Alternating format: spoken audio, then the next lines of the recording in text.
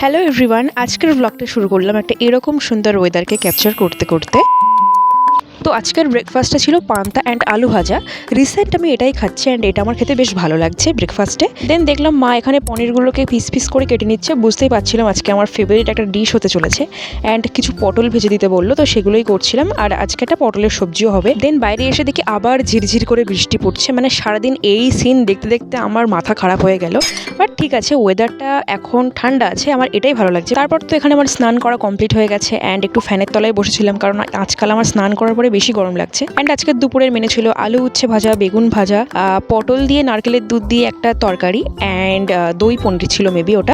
তো সব কিছুই ফেভারিট। দেন দুপুরবেলা তো ঘুমিয়ে পড়েছিলাম। বিকেলে উঠে একটা পেয়ারা খেলাম অ্যান্ড সন্ধ্যের দিকে করতে এসেছিলাম চা। আজকে একটু চা খেতে ইচ্ছা হলো অনেকদিন বাদে।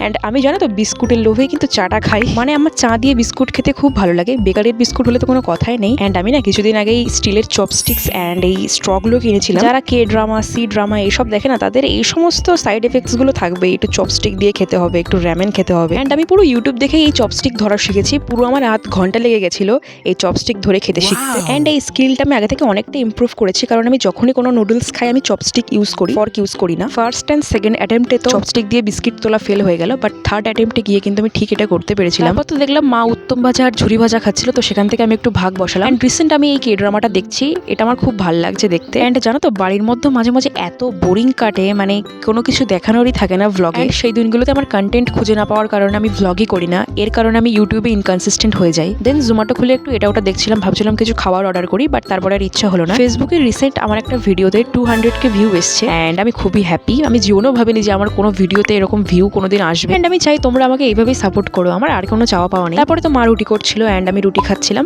অ্যান্ড তারপরে বললো যে নারকেল কোড়া দিয়ে খাবি, তো নারকেল কোড়া দিয়ে খাচ্ছিলাম। দেন ডিনার করেছিলাম সেই সেম খাবার দিয়ে যেগুলো দিয়ে দুপুরে খেয়েছিলাম। তোমরা যারা আমাকে ইনস্টা বা এফবিতে ফলো করো না, আমি আমার আইডি দিয়ে দিলাম, তোমরা ফলো করে নিতে পারো। তো এই ভিডিওটি এই অবধি রাখলাম। ভালো লাগলে লাইক শেয়ার সাবস্ক্রাইব করতে ভুলো না।